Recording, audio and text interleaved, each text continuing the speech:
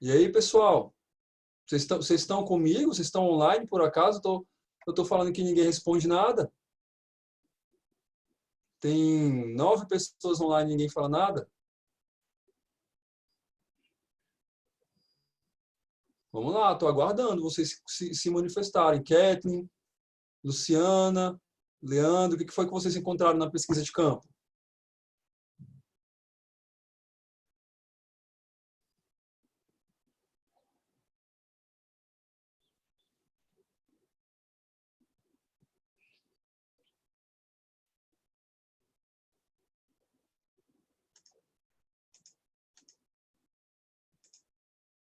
Pessoal, estou esperando as contribuições de vocês. Cadê vocês?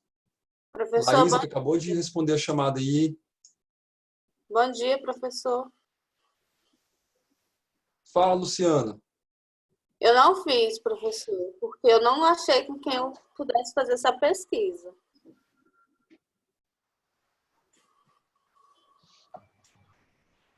Professor.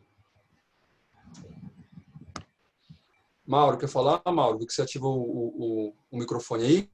Você quer falar o que você encontrou? Eu não fiz porque meu primo também é farmacêutico. É a única pessoa que eu moro com ele. Então... Ninguém fez a pesquisa, porque se ninguém está se manifestando é porque eu imagino que não tenha feito a pesquisa, né?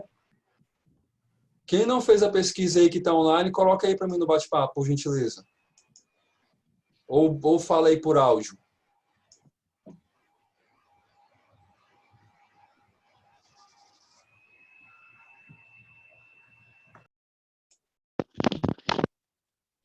Luciana não fez. Professor, você consegue me ouvir?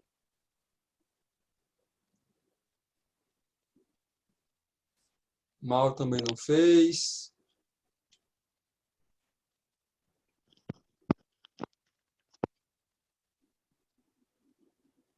Vanessa também não. Leandro fez?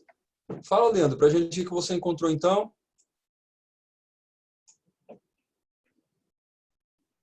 Ativa o seu microfone aí, ou então se você... Acho que se você for digitar vai levar muito tempo, né? A resposta. Ah, não fez também.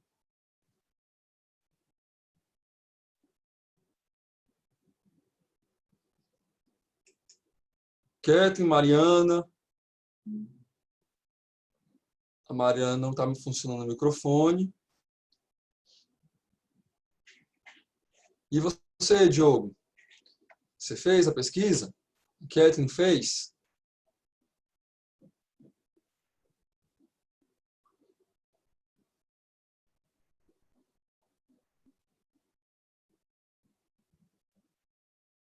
Diogo e Kathleen.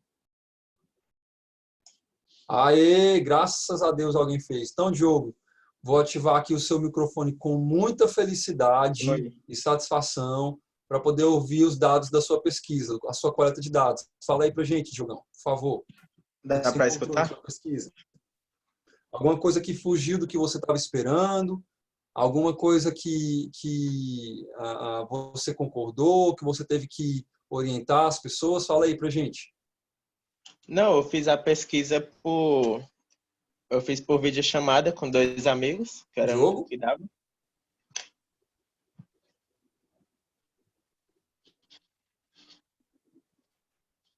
Diogo.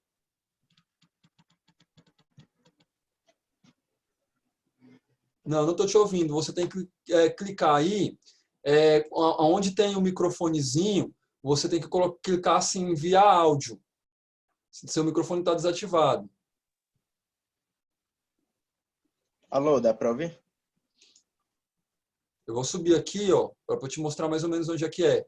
Aqui, você está vendo aqui, ó, onde tem aqui esse microfonezinho. Vou subir mais aqui, peraí. Tem tipo esse microfonezinho aqui, ó, você tem que selecionar o microfone aí no seu celular, no seu computador, tá? E clicar nele, aí ele vai ativar. Nessa partezinha aqui, ó. Tá? Dá para ouvir? Isso dá certo.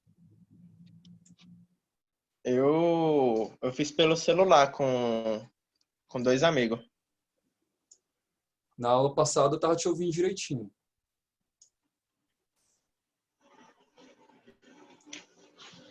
Oi, Aira, bom dia.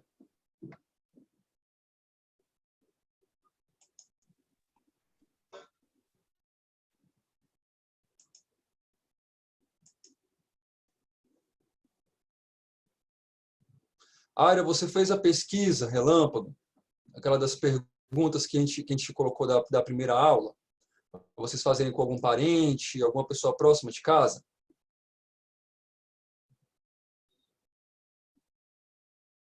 Isso, então digita aí. Obrigado, Diogo. Digita que eu leio aqui para o pessoal da turma, tá? Só resume. Coloca assim aquilo que você considerar que mais chamou a atenção, tá? E você, Aira, você fez a pesquisa também? Ou só o Diogo que fez?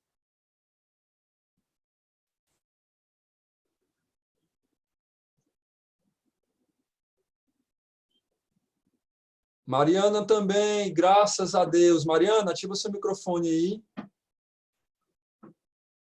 Eita, Aira. Tá bom.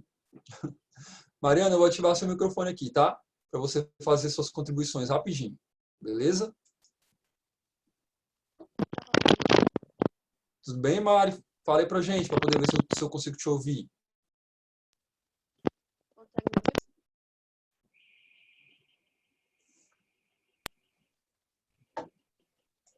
Alô?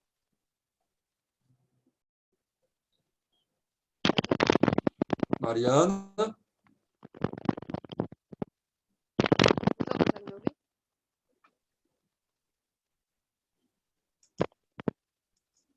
Mariana Berlink, cadê você, Mariana? Professor? Gente, a gente acaba demorando muito para poder andar com a aula, porque vocês demoram muito para responder. Então, aí vocês demoram para responder, eu fico preso aqui, porque eu não sei se vocês vão falar, se não vão falar. Kathleen, fala com a gente então, Kathleen. O Diogo vai mandar aqui, porque o áudio dele não está funcionando. Vou ativar o seu microfone. Eu já ativei da Mariana, mas ela não está dizendo nada.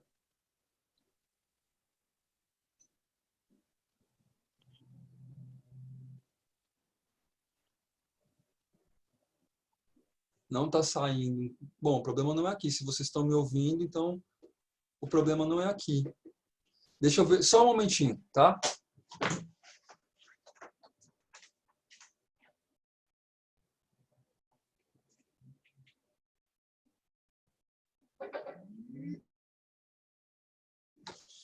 Eu acho que agora eu vou conseguir ouvir vocês. Diogo, fala aí. Mariana, eu vou ativar seu microfone e vou ativar o do Diogo também. Fala aí para poder ver se eu escuto vocês. Consegue me ouvir? Agora eu escutei alguém aqui falando. Mariana? Oi. Mariana? Oi, professor. Espera aí que eu estou aumentando aqui a caixinha de som, mas eu acho que eu estou te ouvindo.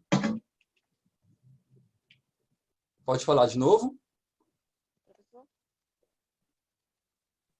Tá saindo, mas está muito baixinho, Mariana. Mas o meu já tá no máximo o volume aqui, professor. Agora eu estou te ouvindo. Estou te ouvindo. Fala aí o que você encontrou aí nos resultados da sua pesquisa. Quando eu fiz a pesquisa, o resultado que eu mais encontrei foi as pessoas relacionando ao laboratório e a produção de medicamentos. Não fugiu muito disso. Nossa, tá muito baixo. Você tá usando o celular? Tô. Tenta falar um pouco mais perto do fone do celular, do som. E não ficar batendo no celular. Repete aí para mim, por favor. O resultado que eu mais encontrei foi as pessoas relacionando a laboratório Agora sim. Uhum. e a produção de medicamentos. Produção de Não fugiu. medicamentos. E sobre a importância do farmacêutico, alguém falou alguma coisa? Porque isso para mim que é o mais importante vocês falarem. Sim. Falaram o quê? Principalmente nesse momento, estava falando na procura de uma cura e que eles estavam vendo nas notícias que estava sendo desvendado o genoma e isso estava sendo muito importante. Ah, legal. Muito bom. Ajudaram muito. Parabéns. Muito bom mesmo. Não precisou fazer orientação para ninguém não, né? Não. Beleza. Diogo, eu vi que você colocou aqui medicamentos, estudos de cura, entre outros, farmácias, hospitais, laboratórios, contribuição com a saúde pública, né? Estudo medicamentos e produzem, estudo e produz medicamentos, farmácia, laboratório, farmácia de manipulação, ajudar na saúde, beleza. A Kathleen colocou aqui medicamentos, pesquisas químicas biológicas, drogarias, hospitais. Só que, Kathleen, eu queria que você falasse para mim aí da importância, que você identificou aí na sua pesquisa da importância. Eu vou ativar seu microfone rapidinho, tá? Aí você fala para a gente da importância do farmacêutico para a sociedade. Rapidinho, só para a gente finalizar essa parte e para outra parte da aula. Tá Pode me falar, ouvindo? tô te... direitinho. Então, ele me respondeu que é importante no controle de doenças, ainda mais agora, nesse momento de pandemia, né? Sim. É muito bom, né? Saber que as pessoas estão tendo esse reconhecimento do farmacêutico como um profissional de saúde que pode ajudar no combate a doenças, né? Muito legal mesmo. Porque, assim, e essas pesquisas, elas vêm evoluindo ao longo do tempo. Antigamente, quando a gente fazia essas pesquisas com o pessoal de sala, o pessoal falava normalmente assim, trabalhar em farmácia, né, vender medicamento, não via muito assim como um profissional que estava ali para poder ajudar no processo de prevenção, né, no processo de promoção e no processo de proteção à saúde, né? Então é muito legal as pessoas começarem a ter essa visão agora do farmacêutico, porque isso traz uma valorização substancial para a profissão, tá? Agora eu vou colocar aqui o outro slide. Só um momentinho. Para a gente dar continuidade da aula.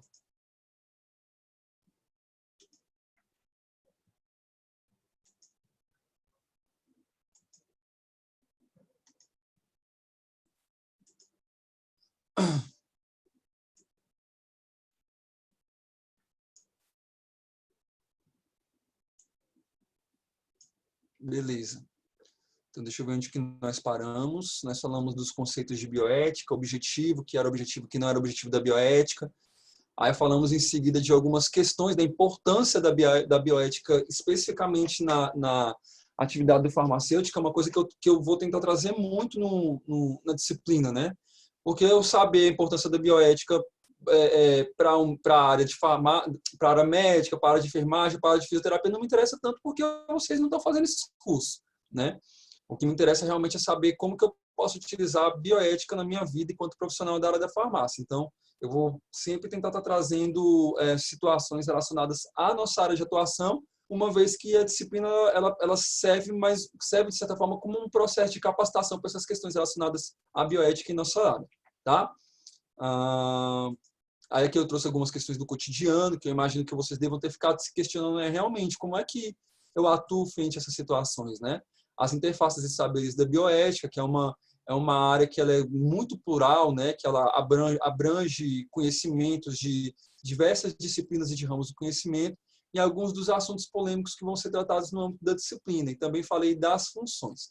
Agora, a gente vai falar de uma parte mais um pouco puxadinha, que é da gênese do desenvolvimento da bioética. A gente falar da gênese do desenvolvimento da bioética é particularmente especial porque muito do que foi construído para a bioética hoje, muito do que assim, é considerado ético, antiético hoje, era ético no passado, né? Então foi até uma das atividades que eu coloquei para vocês lá no Google Sala de Aulas, acho que, se não me engano, foi o primeiro item da atividade, né?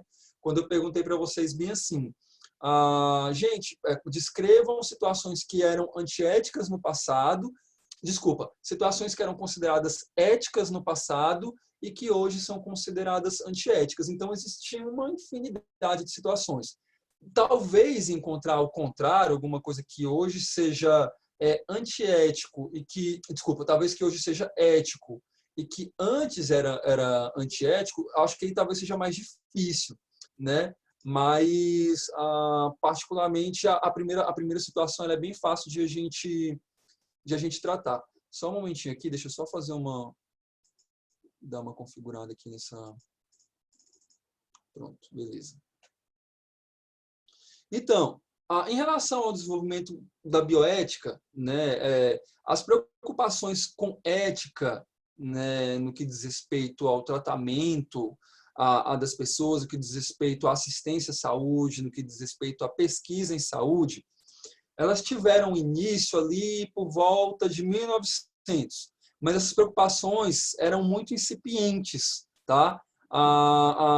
Tanto que até aquele momento nem existia esse termo, esse neologismo bioética, certo? Então, assim, o que foi que aconteceu no ano 1900? Em 1900, foi estabelecido um primeiro documento, tá? Que esse documento ele visia, digamos assim, conceder integridade moral a um pesquisador, via de regra esses pesquisadores eram médicos, tá? E esse documento ele dizia que os pesquisadores eram obrigados a gerar um termo de consentimento explícito daqueles sujeitos que eles estivessem pesquisando, tá? Informando nesse termo de consentimento todas as consequências que poderiam advir esse sujeito que estivesse passando por alguma pesquisa, tá? E esse documento ele foi formulado pelo Ministério da Saúde da Prússia. A Prússia era como se fosse um conjunto de países ali de uma região da Europa, tipo Alemanha, né, Alemanha Oriental, Alemanha Ocidental, né, que faziam parte ali desse governo da Prússia. Então, não era um documento de nível mundial, era só localizado ali na Prússia, tá? E o que por que eles decidiram fazer esse documento? Porque antigamente, gente, os médicos eles faziam experimentos em pessoas sem o consentimento delas, tá? Então, ele achava que tinha que fazer e simplesmente fazia, sem se preocupar se aquilo ia ter consequência para a saúde da pessoa, negativa, assim, se ia impactar ou não a saúde dela, a vida dela, se ia matar ela ou não. Tudo valia a pena, tudo poderia ser feito se fosse pelo bem da ciência, né? Então, a ciência vai ganhar com isso? Vai. Então, dane-se a pessoa, dane-se a saúde dela, a vida dela, a família dela. Antigamente era muito assim, tá? Então, eu não vou dizer nem com animais, né? Porque se faziam isso com pessoas, imagino que não faziam com animais, né? Então, não se tinha esse controle. E aí, o primeiro assim,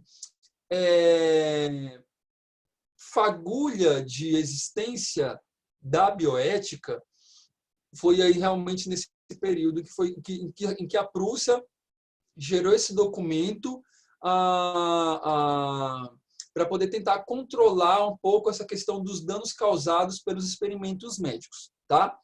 Obviamente, esse documento, como eu falei para vocês, eles tinham um recorte geográfico, tá? Então, somente os países vinculados à Prússia alemã tinham a obrigatoriedade de seguir. Ainda assim, ele não tinha força de lei. Ele era como se fosse um documento orientador. Então, obviamente, se não tem força de lei, ninguém vai seguir, né? Porque acaba que eu vou fazer aquilo que eu considero melhor, né? E assim, se eu não tenho ética, se eu não tenho moral, se não foi definido ali na comunidade científica o que era antiético, o que era imoral do ponto de vista de pesquisa com seres humanos, então ficava a cargo da pessoa, né? A consciência dela que ia ditar as regras, tá? E aí a gente vai começar a te falar agora de uma série de situações que aconteceram de 1900 até aqui, que foram estarrecedoras no âmbito da comunidade acadêmica, tá? Com pesquisas envolvendo seres humanos. Em 1930, teve alguma série de eventos assim que aconteceram ao longo da história, tá? Que são relacionados com a bioética, que marcaram muito essas questões relacionadas à bioética. Tá? E aí, por isso que a bioética, em algum momento, ela surgiu para poder tentar reduzir os danos que foram causados por essas situações. Em 1930, foi realizado um teste com vacina BCG, um teste, tá? Ele não estava vacinando, foi um teste ainda, em 100 crianças, sem o consentimento de seus responsáveis, certo? Então, os médicos achavam que tinha que testar, porque tinha que ter uma vacina para prevenir a doença, então vamos pegar aqui 100 crianças aleatoriamente e vamos ver o que dá, tá? E aí, o que deu, gente? 75 crianças morreram durante o projeto, tá? Esse desastre foi conhecido como desastre de Lübeck, tá bom? Aí, o que aconteceu depois, em 1931? Devido aos abusos anteriores, tá? Aqui de 1900 até 1931, foram acontecendo vários abusos, inclusive esse daqui de Lübeck, tá? O ministro do interior da Alemanha estabeleceu 14 diretrizes, tá? Ainda são diretrizes, ainda não é regulamentação, ainda não é lei, infelizmente ainda é diretriz, para novas terapêuticas e pesquisas em seres humanos, tá? Tais diretrizes determinavam de maneira muito mais precisa e restritiva os padrões técnicos e éticos da pesquisa, certo? Nessas diretrizes contavam as mesmas exigências do documento de 1900, que foi feito lá pelo Ministério da Prússia, mas ainda assim não adiantou muito. Por que não adiantou muito? Porque todos nós já vimos falar das atrocidades, né, cometidas com seres humanos em pesquisas na Alemanha nazista, tá? Eles não foram suficientes, os documentos não foram suficientes para poder impedir as atrocidades das quais todos nós já ouvimos falar durante a guerra. Beleza? E aí, entre 1935 e o período de 1945, foi o período nazista, certo? E o período da Segunda Guerra Mundial. E aí, nesse período, ocorreram vários fatos que inseriam a comunidade médica na formulação de políticas públicas eugenistas e racistas, tá? Eu já falei para vocês que era eugenismo na aula anterior, vocês lembram? Bora lá, contribuição de vocês agora. O que vocês lembram? O que é eugenismo que eu falei na aula passada? Eugenia. Vamos lá, vou selecionar aqui para responder, já que vocês estão tímidos. Mauro, fala aí, você lembra? Sabrina, Leandro, Tiago, você lembra que eu falei que é eugenia na semana passada?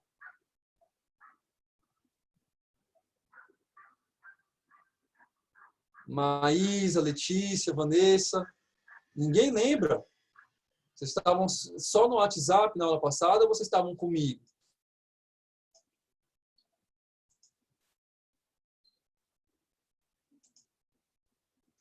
E aí, pessoal?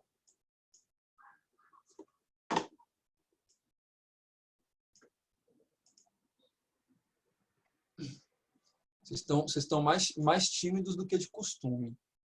E olha que vocês são uma turma muito, mas muito participativa. Deixa eu ver aqui no bate-papo para ver se vocês mandaram alguma coisa, porque às vezes se mandaram aqui, eu não sei. Manda aí no bate-papo. Quem que lembra que é a eugenia que eu falei na semana passada? Ninguém lembra? Então, eu vou falar novamente, gente. Eugenia é a seleção de características específicas, externas para um ser humano, né? Então, tem pesquisas hoje envolvendo eugenia. Então, a seleção, a manipulação de embriões, manipulação genética para eu poder dar origem a pessoas com características específicas. Então, a pessoa com pele branca, pessoa com cabelo loirinho, olho azul, né? Então, isso seria eugenia, tá? Eu selecionar características físicas, certo? E a comunidade médica na Alemanha nazista, ela estava inserida no processo de formulação de políticas públicas que envolviam esses tipos de pesquisa. Então, os próprios médicos estavam falando, não, a gente tem que fazer isso, é importante a gente selecionar a genes, né, um DNA específico para pessoas que não tenham doença, para pessoas que não tenham cabelo preto, para pessoas que não tenham olhos castanhos, para pessoas que não tenham pele escura, né, para pessoas que não tenham nariz grande, por aí vai. Porque se for assim, não é humano, não presta, é lixo, entendeu? Então, nós temos que selecionar essas características específicas para poder realmente a gente ter uma sociedade perfeita, linda e isenta de doenças. Então, a eugenia, basicamente, ela pregava isso na Alemanha nazista, tá? É como se eles quisessem fabricar deuses humanos do ponto de vista físico. Beleza? E aí, dentro dessas políticas públicas, eugenistas e racistas, houveram uma série de situações que eles fizeram, né? Aí foram leis mesmo que foram criadas na Alemanha nazista nesse período. Então, olha só, em 1933 foram baixados decretos na Alemanha que permitiam, olha só que coisa absurda, esterilização compulsória. Então, a pessoa não tinha opção, ela tinha que passar por um processo de esterilização através de pessoas que tinham possibilidade de gerar descendentes doentes, né? Então, por exemplo, se eu tinha um filho com síndrome de Down ou irmão com síndrome de Down, então eu tenho uma possibilidade, mais remota que seja, de gerar algum filho que tenha síndrome de Down. Então, esterilizar essa pessoa, ela não pode ter filhos, porque se ela tiver filhos, ela tem o risco de colocar alguém doente no mundo, e isso é inadmissível. Tá? Esse processo de esterilização compulsória acontecia dentro da própria comunidade alemã mesmo. Tá? Nesse período, gente, também era permitido provocar doenças nas pessoas. Então, eu pegava, para que essas doenças pudessem ser investigadas, então eu ia no asilo, pegava lá os velhinhos que estavam lá jogados no asilo, que a família não se preocupava mais, que não tinha ninguém que cuidasse, nos presídios, nos hospitais psiquiátricos, que doente psiquiátrico até pouco tempo atrás era considerado bicho, animal. Você podia fazer o que quisesse com eles. Tá? Então, você ia em hospitais psiquiátricos, injetavam vírus, injetavam bactérias, produziam condições adversas fisiológicas nessas pessoas para depois testar essas situações, ver a história clínica, né? a história natural da doença, testar tratamentos nessas pessoas, sem se importar se isso ia causar dor, se importar se ia causar sofrimento físico ou psicológico. Como eu disse para vocês, tudo era válido, sobretudo na Alemanha nazista, tudo era válido em nome da ciência, tá? Em nome do bem-estar da sociedade alemã nazista. Aí, em 1935, foi baixada uma outra lei, né, que se chamava Lei para a Proteção do Sangue e Honra Alemão, que essa lei ela proibia o casamento entre alemães com pessoas de raças diferentes dos alemães. Então, era proibido o alemão se casar com judeu. E assim, judeu não necessariamente que tivesse nascido em Israel. Tá? Se a pessoa morou a vida inteira na Alemanha, as gerações anteriores dela, então pais, avós, a pessoa era considerada alemão. Mas tinha uma ascendência judia, mesmo que morasse já há 100, 200 anos na Alemanha, né, não era considerado alemão, então não podia se dar em casamento com alemão. Tá? Ciganos também e outras raças, então raça oriental, né, pessoas que eles entendiam que não tinham características de pessoas alemãs, né? Branco, loiro, do olho azul, olho verde, enfim. Tá? Então, olha só que absurdo. Essas leis, esses decretos, eles eram editados por médicos, por profissionais de saúde. Tá? Em 1939, teve uma outra circular também que determinava a eutanásia. O que é eutanasiar? É matar. Né? De pessoas com doenças consideradas incuráveis. Então, se você tivesse uma doença crônica, tipo, por exemplo, hanseníase, né, na época não tinha HIV, mas se você tivesse, mas já tinham descoberto hepatite B. Se você tivesse hepatite B na época e descobrisse, você era eutanasiado. Não importa se você vai viver mais 20 anos, o que importa é que você está doente, você tem que morrer. Tá? Então, quando a pessoa tinha doenças, não eram pessoas perto da morte, não. Tá? Como se discute de eutanásia em pessoas hoje que estão mais, assim, digamos assim, em situação de mais próximas da morte do que de continuar tendo uma vida. Eram pessoas com doenças incuráveis. Tá? E a mais absurda de todas foi a criação dos campos de extermínios, né? Especificamente para os judeus. Certo? E aí, gente, nesse período de 1935 a 1945, houveram uma série de outros experimentos assim, extremamente cruéis, extremamente desumanos, assim, absurdamente malignos com pessoas. Né? Para vocês terem ideia, nessa época, o que eles faziam? Eles pegavam crianças que tinham olhos castanhos, né? E injetavam tintas nos olhos dessas crianças para poder tentar fazer a mudança da coloração dos olhos das crianças, certo? Eles deixavam prisioneiros passando fome, tá? Para ver até quanto tempo esses prisioneiros eles conseguiam sobreviver. Então, assim, vamos testar aqui a condição dos seres humanos para poder ver até que tempo que eles conseguem permanecer vivos quando a gente deixa eles passar fome, tá? Manter prisioneiros de guerra, não só, mas assim, quando eu falo prisioneiros de guerra, não eram soldados, civis mesmo, tá? Judeus civis, pegavam esses judeus e colocavam em situação de a 0 graus, então em piscinas com gelo por várias horas, ou em condições hiperbáricas para poder ver até por quanto tempo eles ficavam vivos, dissecação em vivo de judeus, então eles pegavam a pessoa, literalmente a pessoa abria essa pessoa em vida, né, acordada, para poder ver o funcionamento dos órgãos dessas pessoas em vivo, então o coração batendo ali, os vasos, né, correndo, o sangue, enfim, o funcionamento, o peristaltismo intestinal. Então se fazia essas experiências absurdas. Outra coisa que eles faziam muito também era uma abertura de membros, por exemplo, fazia abertura de ferimentos, né? Faziam feridas mesmo com bisturi e lâmina em pernas, em braços de prisioneiros, como judeus, ciganos, e depois que eles faziam a abertura dessas feridas, eles inseriam fuligem, eles inseriam terra, vidro, pedaços de metal, e depois fechava esse ferimento e deixava lá a pessoa para poder ver que tipo de reações dava, se dava reação imunológica, se dava infecção bacteriana. Faziam esses experimentos em vivo para poder verificar as reações do organismo das pessoas, né?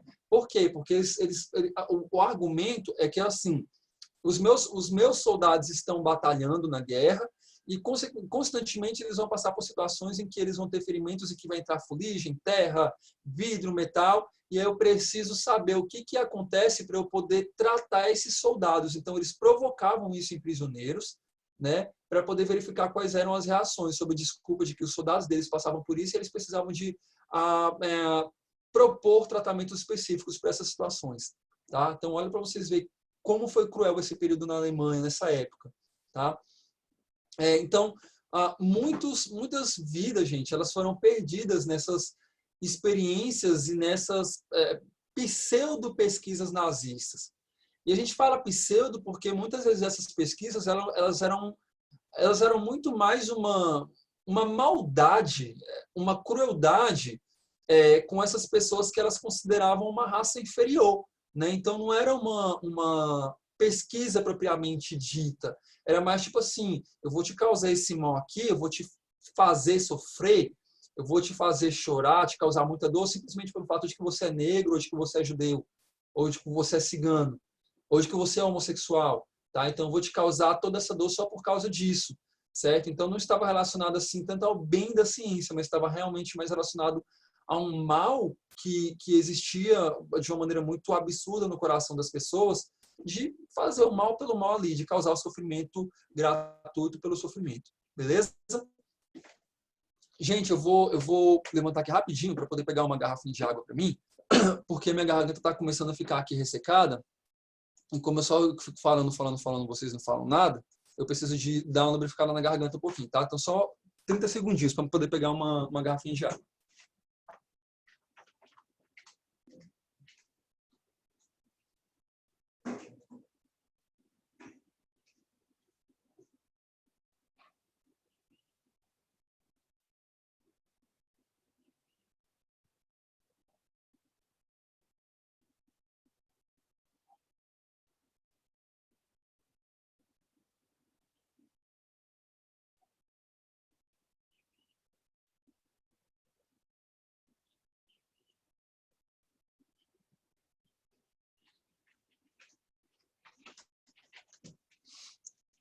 Voltei. Tranquilo essa parte, né, pessoal? Bem auto explicativa, tá? Aí o que aconteceu? Em 1945, continuando aqui com a nossa história da bioética, houve a explosão da bomba atômica no Japão, né, da bomba de Hiroshima e Nagasaki, que todos vocês já sabem bem dessa história, tá?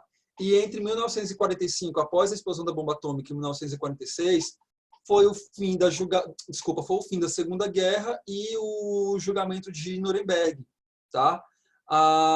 E o que foi esse julgamento de Nuremberg? Foi o julgamento de toda a comunidade científica alemã que cometeram essas atrocidades nessas pesquisas que eu falei para vocês no slide anterior, tá? Então, aqueles que eles conseguiram prender, aqueles médicos que eles conseguiram prender, eles prenderam, julgaram, né, os crimes de guerra, e esses médicos eles foram condenados à morte, tá? E aí, gente, a partir do julgamento dessas atrocidades cometidas, né, com as pessoas em nome da ciência, foi promulgado o Código de Nuremberg, tá? O que o Código de Nuremberg ele traz? Aí é o primeiro marco da bioética, de fato, o primeiro marco de fato. O que ele traz para a gente, de novo, na bioética? Ele traz 10 princípios éticos que deram início à regulamentação da pesquisa em seres humanos. Numa aula mais para frente, quando a gente for falar de bioética em pesquisa, a gente vai se aprofundar um pouco mais no Código de Nuremberg. Mas para quem já tiver curiosidade, ó, eu deixei um link aqui, com um hiperlink. É só clicar depois aqui, vocês podem fazer isso depois da aula, tá? Para poder já ver quais serão esses itens do Código de Nuremberg, certo? Ele é o primeiro documento que ele expressa, que ele apresenta, na verdade, o consentimento informado como uma expressão de autonomia das pessoas e considera esse consentimento informado como absolutamente essencial para a realização de pesquisas. Então, até antes disso, alguém escreveu alguma coisa no bate-papo? Deixa eu ver aqui. A Maísa está respondendo a chamada. Antes disso, o consentimento informado ele era tratado como uma opção. A partir do Código de Nuremberg, o consentimento informado ele passa a ser uma obrigação. Tá? Só que aí, obviamente, cada país, a sua época, que vai regulamentar a obrigatoriedade desse termo de consentimento informado. O que é um termo de consentimento informado? Eu vou detalhar mais para frente em outras aulas, mas ele basicamente é um documento que você fornece para algum sujeito que vai ser pesquisado. Então, vamos supor, eu vou pegar as 5 pessoas aqui da turma, o Diogo, Maura, a Luciana, a Mariana e a Kathleen, e convido eles a poder participar de uma pesquisa sobre o uso de um novo medicamento. Só que eu vou gerar um documento mesmo, por escrito, certo? E que vai colocar todas as questões relacionadas a essa pesquisa, né? Então, o que está sendo testado, quais são os benefícios que vão advir dessa pesquisa e quais são as possíveis situações adversas, grosso modo, quais são os males que pode acontecer com o Diogo, com o Mauro, com a Luciana, com a Mariana, com a Kathleen, se eles fizerem parte dessa pesquisa. Olha, então assim, eu não sei te dizer se vai acontecer, mas caso você tome esse medicamento, participando dessa pesquisa, pode ser que você sinta febre, pode ser que você sinta um mal-estar, pode ser que você sinta tontura, certo? Você não vai morrer, mas pode ser que aconteça isso com você. Ainda assim, você aceita participar? Então, basicamente, o termo de consentimento livre esclarecido ele serve para isso, tá? Para poder orientar as pessoas sobre os riscos da participação da pesquisa, tá? E aí a pessoa, o Diogo, vai decidir, não, eu quero ou não quero participar, beleza? Então, basicamente, seria para isso. Tranquilo, pessoal? Alguma dúvida até aqui? Alguma dúvida até aqui? Só vou parar de perguntar quando vocês responderem. Manda aí no bate-papo ou fala para mim em áudio.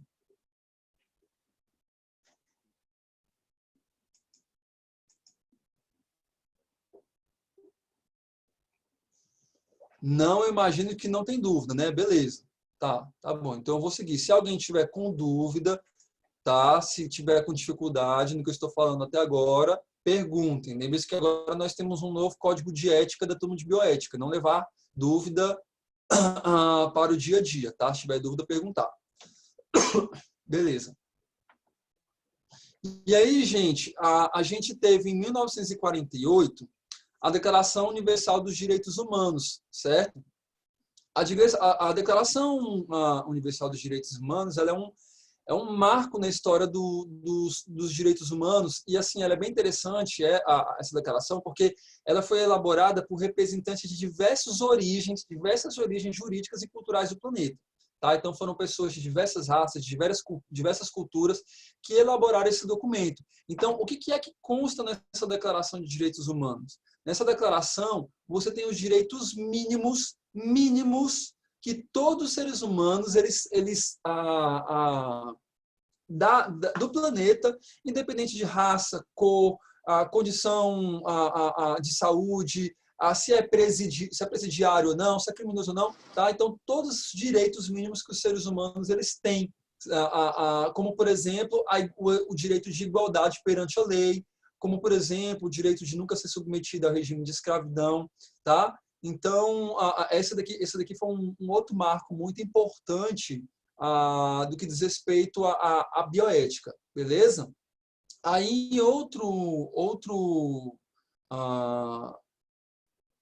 coisa importante que aconteceu, próximo desse período, foi em 1953 a descoberta da estrutura do DNA. Tá? E aí, quando o DNA foi descoberto ali, e aí, como havia a possibilidade de manipulação, de controle de sistemas e processos vivos pela manipulação do DNA, começam a surgir questões éticas que até então não eram debatidas, certo? Uma outra questão também que trouxe discussões para o fundamento da bioética foi o primeiro transplante renal, que aconteceu em 1954 entre dois genes univitelíneos. Tá? E aí novas questões éticas surgem sobre o transplante de órgão. Aqui, o que aconteceu nessa época?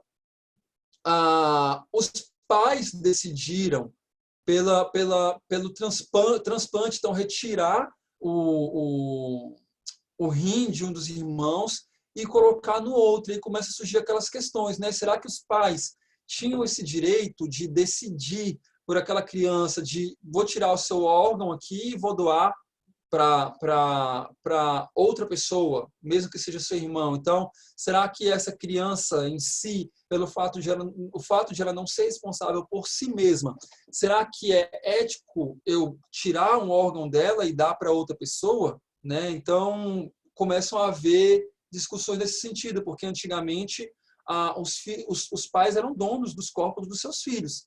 Então, são donos até que ponto? A ponto de eu poder tirar um órgão e colocar a vida em risco do meu filho? Né? Então, começam a haver os primeiros debates aí. Hoje isso não é feito mais, de forma alguma. Né? Mas, hoje, por exemplo, você não pode tirar um órgão de uma criança porque é seu filho e dá para um outro filho. Você não pode fazer isso. Tá?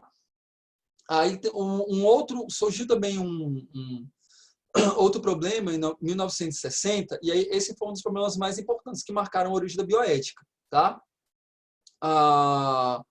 Em que pessoas, esse problema que foi o seguinte: pessoas não médicas, então administradores, engenheiros, professores, enfim, juízes, decidindo quem utilizaria equipamentos de hemodiálise no hospital em Seattle, nos Estados Unidos, certo? O que aconteceu aqui nessa época, em 1960? Tinha um comitê que ele era responsável pela alocação de recursos para a saúde. Tá? Os recursos para a saúde, como vocês sabem, gente, eles são limitados, eles são escassos, sempre foram. Tá? Não foram antes e continuam sendo agora. Tá? Eles têm um teto e aí você precisa de um uso racional desses recursos. Tá? E aí o primeiro desafio desse comitê para alocação de recursos para a saúde lá de Washington foi decidir sobre a utilização de máquinas de hemodiálise para pacientes renais crônicos. A hemodiálise nessa época ela era um tratamento novo, né? Era uma novidade para tratamento de pessoas que tinham problemas renais crônicos. Então, era uma coisa que não tinha muitos equipamentos à época. E como tudo que é novo em termos de tecnologia, era extremamente caro. Tá? E aí existia em Seattle, na cidade de Seattle, um instituto de tratamento renal que tinha somente 9 leitos. Tá? Então, o tratamento de diálise lá era novo, ele tinha acabado de chegar na cidade, e aí a solução que eles encontraram para poder tratar as pessoas com essa quantidade absurdamente pequena de 9 leitos, e você tinha muito mais pessoas renais crônicos, né? A solução encontrada foi criar um comitê de seleção, olha só, de seleção de pacientes elegíveis para diálise. Então, aconteceu em Seattle, mais ou menos o que está acontecendo hoje na Itália e na Espanha. Tá? Hoje na Itália, só que a diferença é que hoje na Itália, os médicos eles estão decidindo quem vive e quem morre, porque você não tem respirador suficiente. Vamos esperar que essa situação, vamos torcer para que essa situação não chegue aqui no Brasil, né? Uma vez que a gente ainda está no processo de crescimento da curva do coronavírus, tá? Só que o que os médicos fizeram? Vamos tirar o ônus da gente, vamos jogar essa bomba aí para outras pessoas decidirem. Aí os médicos eles delegaram essas decisões de quem deveria escolher quem ia utilizar os equipamentos de hemodiálise para outras pessoas, tá? E aí essa foi a grande novidade, ou a grande ruptura na ética em saúde médica ali, tá? Porque essa foi a primeira vez em que pessoas não médicas estavam decidindo sobre questões relacionadas à saúde das pessoas. Pessoas não médicas estavam decidindo sobre um tratamento para uma comorbidade, estavam decidindo sobre gestão de recursos médicos, certo? Aí que acontece? O grande problema é que essa comissão de pessoas não médicas, certo? Que eram escolhidas, pessoas que eram escolhidas para fazer parte dessa comissão, que eram pessoas de diversos segmentos da sociedade, elas escolhiam, gente, quem ia se tratar de hemodiálise utilizando critérios de mérito social. Olha só o nível de preconceito, era mérito social. Então, se você era homem, você tinha mais chance de ser escolhido do que se você fosse mulher. Para vocês terem ideia de como que era sério o negócio. Se você... Desculpa. Era velho, você tinha menos chance de ser escolhido. Então, quanto mais novo, maior a sua chance. Se você era casado, você tinha mais chance de ser escolhido do que se você fosse solteiro. Se você tinha dependente, você tinha mais chance de ser escolhido do que se você não tivesse filhos, certo? Então, se você não tem um filho, deixa morrer, não importa, tá? Mas o que mais pesava era a escolaridade e o potencial. Olha que critério mais subjetivo, o potencial futuro. Ou seja, se você era rico. Se você era rico e você tinha chance de gerar capital para o teu país, para a sociedade no geral, então eu vou te deixar vivo. Se você era pobre, é lixo. Entendeu? Não faz hemodiálise, pode morrer. Tá?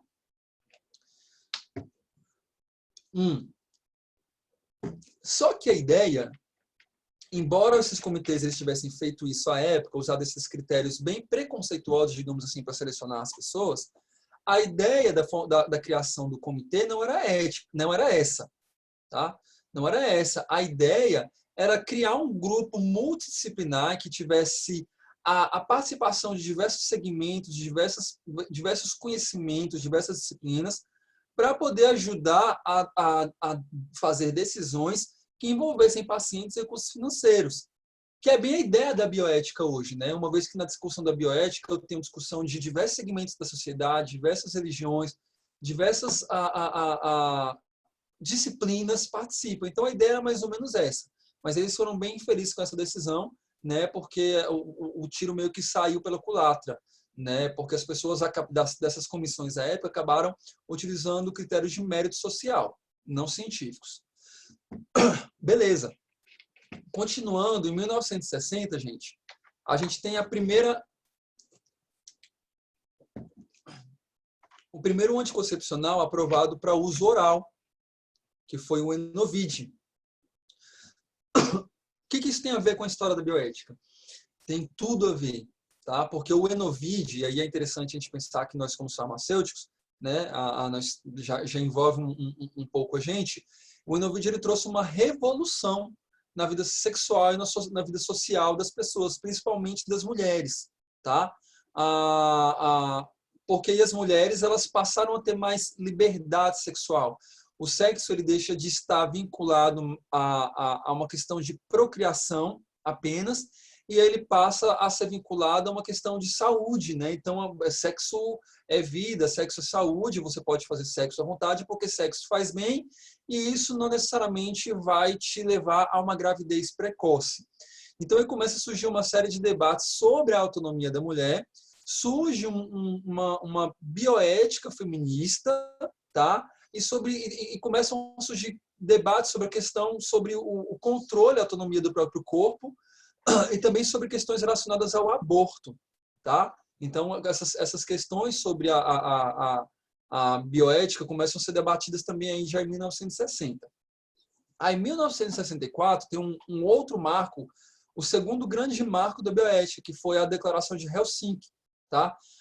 Aqui eu coloquei o link para vocês também da Declaração de Helsinki, para vocês depois baixarem a declaração, para vocês terem com vocês, certo? Esses documentos eles vão ser cobrados na primeira prova, então depois vocês dêem uma lida deles, mas antes disso a gente vai tratar eles em sala, tá? Então fiquem tranquilos, tá bom? Não vou colocar nada em prova que fuja aquilo do que eu abordei em sala de aula, tá? Então, a Declaração de Helsinki, o que ela é, gente? Ela é um conjunto de princípios éticos que seguem, que regem pesquisa com seres humanos. Ela é complementar ao Código de Nuremberg que a gente viu nos slides anteriores, tá? Só que a Declaração de Helsinki, ela é o padrão internacional para todos os comitês de ética em pesquisa, tá? Só que assim, o ser humano é complicado demais, né, gente? Muito, muito, muito mesmo. E aí, mesmo com todos esses documentos já existindo, o Código de Nuremberg, a Declaração de Helsinki, mesmo com tudo que tinha passado ali em 1945, ou até antes de 1945, as atrocidades que ocorreram em pesquisas envolvendo seres humanos, os médicos continuaram realizando pesquisas que prejudicavam as pessoas de uma maneira geral, tá?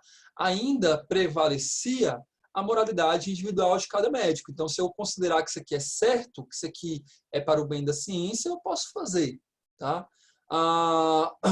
E a gente viu isso daqui quando foi publicado em 1966 pelo médico anestesista Henry Beecher, não sei se é Beecher, Beecher, não sei, tá? A pronúncia do nome, quando ele publicou um artigo contendo relato de 22 pesquisas financiadas pelo governo, utilizando pessoas com baixa capacidade moral, né, que seriam pessoas que têm baixa capacidade de defesa contra os pesquisadores. Então, novamente, idosos, presidiários, doentes mentais, certo? E aí aqui eu coloquei para vocês o link também. Essa pesquisa é muito legal, ela está em inglês, mas quem tiver interesse de baixar depois, é um material complementar, que eu não vou cobrar em sala, nem em prova, nem nada, mas quem tiver depois a curiosidade de ver quais foram essas 22 pesquisas, pesquisas, vocês depois olhem, dêem uma olhadinha nesse documento, tá? Mas, assim, esse artigo, ele relata, em poucas palavras, que eu posso dizer para vocês, é que ele relata as atrocidades cometidas em cada uma dessas pesquisas, tá? Então, por exemplo, a pesquisa número 17 desse artigo, que o Beecher identificou, o que essa pesquisa 17 ela listava? Ela colocava que os pesquisadores, olha só que coisa horrível, estavam fazendo injeção em velhinhos de asilos com células cancerígenas, tá? E essas injeções estavam sendo feitas nesses idosos simplesmente porque os pesquisadores eles queriam saber como que o sistema imunológico das pessoas reagiam na presença das células vivas de câncer. A gente sabe que células vivas de câncer na corrente sanguínea indicam metástase. Então, se eu injeto célula viva cancerígena numa pessoa, essa pessoa ela vai desenvolver câncer em órgãos que não tem como saber que órgãos que ela vai desenvolver, tá? E aí eles faziam um termo de consentimento. Olha só como esses médicos eram safados. Eles faziam um termo de consentimento. Só que eles não colocavam no termo de consentimento que eles estavam injetando células cancerígenas, certo? Eles faziam simplesmente no termo de consentimento dizendo que estavam fazendo um experimento para poder avaliar o sistema imunológico dessas pessoas, mas não colocavam esse detalhe, essa informação de que estavam injetando célula com câncer neles, tá?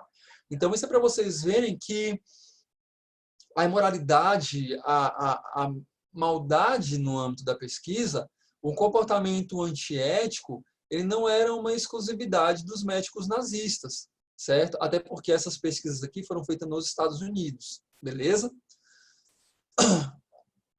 Em 1968, gente, foi uma outra data que foi importante para discussões bioéticas, porque aqui em 1968 se definiu o que era morte cerebral, tá? Até aqui o critério antigo era a parada cardiorrespiratória, certo?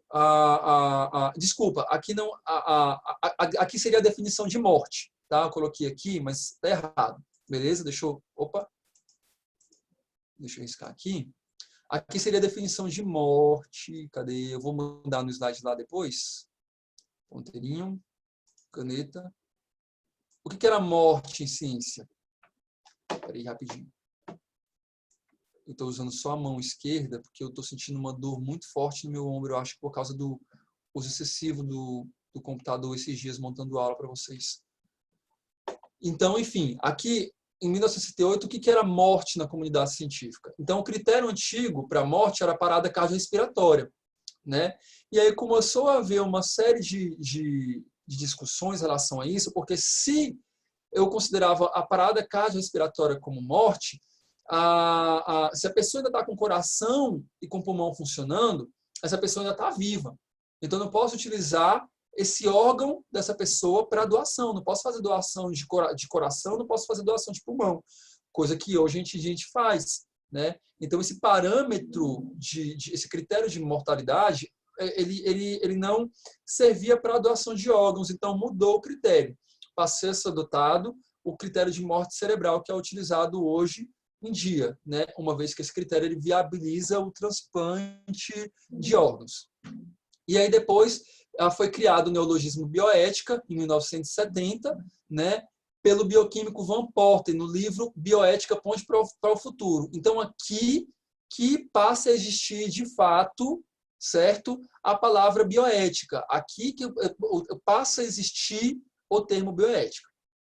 Em 1972, gente, também aconteceu, foi denunciado um experimento absurdo, aí no caso foi o New York Times que denunciou, com negros na cidade de Tuskegee. Esse experimento tem até um filme que depois eu vou passar para vocês, que envolve esse experimento aqui.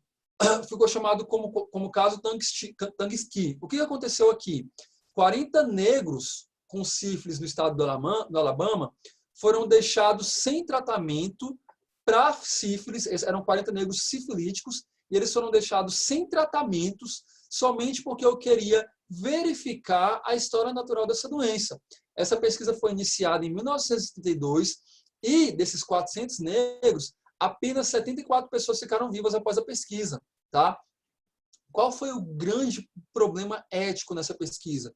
Porque aqui, gente, em 1932, eu já sabia o que curava sífilis, eu já sabia que a penicilina tratava sífilis. Então, se eu deixo essa pessoa sem o tratamento, só porque ele é negro, para poder verificar a evolução dessa doença, isso é extremamente cruel e desumano, né? Então, isso daqui foi um dos grandes marcos também da pesquisa em bioética, né? E o grande problema dessa pesquisa aqui, gente, é porque quem estava administrando placebos nos negros aqui, deixando eles sem tratamento para poder ver a evolução da doença, era o maior órgão de saúde pública dos Estados Unidos, que era o equivalente à nossa Anvisa aqui, né? Então, era como se fosse a Anvisa aplicando placebo nas pessoas para poder, dizendo que era medicamento, e não era, deixando as pessoas sem o tratamento. Então, aqui tem um médico aqui, ó, essa foto aqui é da época, tá? O médico está aplicando aqui a injeção no paciente e o paciente achando que era medicamento, mas não era placebo. Isso só para poder a gente ver a história natural dessa doença, tá? Teve uma outra pesquisa também horrível que foi realizada entre 1932 e 1970, que foi denunciada também pelo New York Times, em que os médicos injetavam vírus da hepatite B em crianças com doenças mentais, para poder também ver a história natural da doença. Quando esses médicos eles foram processados, eles alegaram que isso era eticamente aceitável, porque as crianças, dada a condição de saúde mental delas, né, que na época eram chamadas de crianças retardadas, dada a condição de saúde mental, elas poderiam adquirir o vírus da hepatite de qualquer forma durante a vida. Então, ou seja, já que vocês vão adquirir esse vírus, já que essas crianças, em algum momento da vida, elas vão adquirir esse vírus, então, vamos injetar logo nelas, para poder ver o que acontece, ao nosso bel prazer, né? Então, foi isso que aconteceu nesse hospital. Essas discussões, essas denúncias também, elas marcaram essas questões bioéticas, né, ao longo da história. Beleza? Pessoal, já são 9h42, eu vou encerrar a aula, mas antes de encerrar, eu gostaria de saber de vocês. Há alguma dúvida até aqui em relação ao que a gente discutiu? Alguma coisa que vocês queiram perguntar?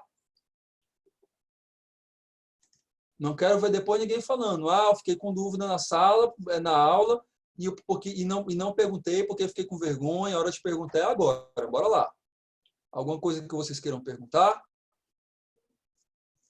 Gente, o material já está postado, viu, Maísa? Esse material já foi postado. Já era para vocês estarem com essa aula.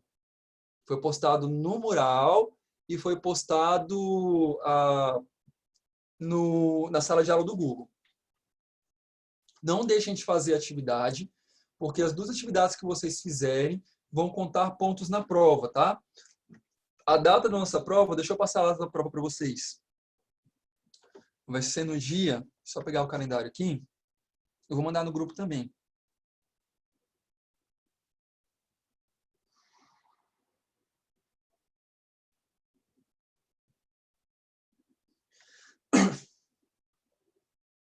Nossa prova vai ser, gente, no dia... Hoje é dia 8, né? Tem mais 2 aulas. No dia 30, tá? Anotem aí. Dia 30... Não, gente, dia 30 não, desculpa. Dia 29 vai ser a nossa prova, tá? Tiago, eu coloquei o prazo para a atividade lá até o dia 11. E tem gente que não me entregou nem a primeira atividade ainda, mas eu vou prorrogar esse prazo, tá? Eu vou prorrogar esse prazo aí. Mas assim, gente, não deixa, eu tô fazendo tudo que eu posso fazer para poder ajudar vocês, mas vocês têm que fazer a parte de vocês também, tá? As atividades que eu passei para vocês são atividades extremamente simples. Vocês são alunos de graduação, então vocês agora têm que começar a tomar consciência em relação a isso. Beleza?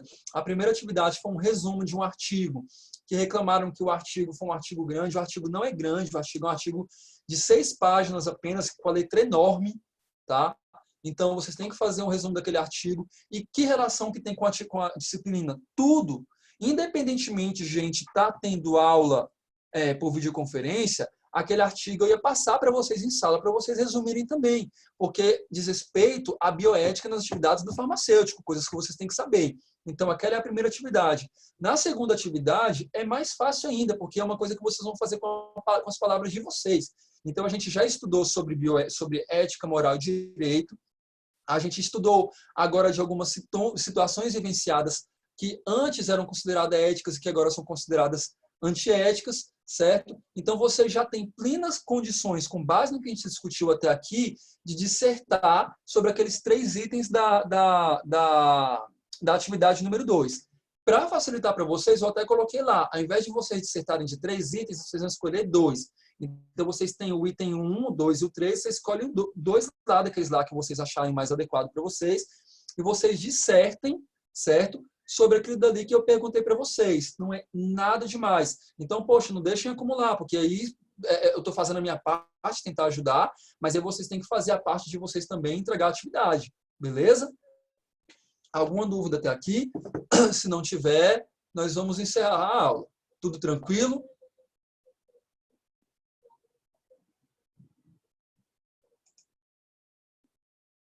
Tudo tranquilo, pessoal? Estou perguntando, não tem quase ninguém respondendo, somente o Thiago respondeu.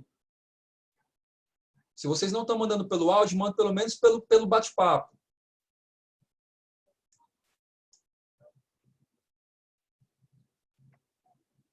Beleza, anotaram a data da nossa prova? Anotem aí, dia 30 vai ser a nossa prova.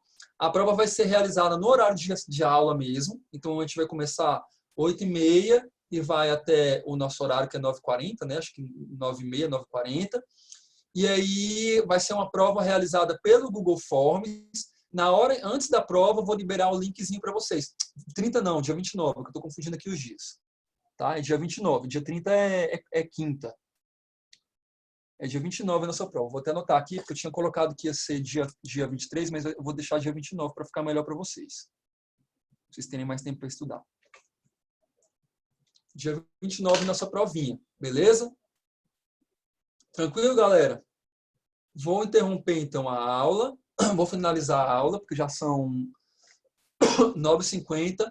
Qualquer dúvida, qualquer dificuldade, problema, sugestão, crítica, elogio, grito que precisar dar, manda aí pelo WhatsApp, beleza? Estou à disposição de vocês. Um abraço para todos vocês. Bom dia e até semana que vem.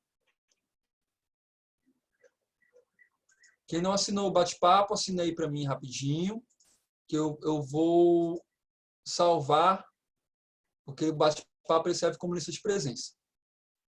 Beleza? Valeu, gente. Brigadão.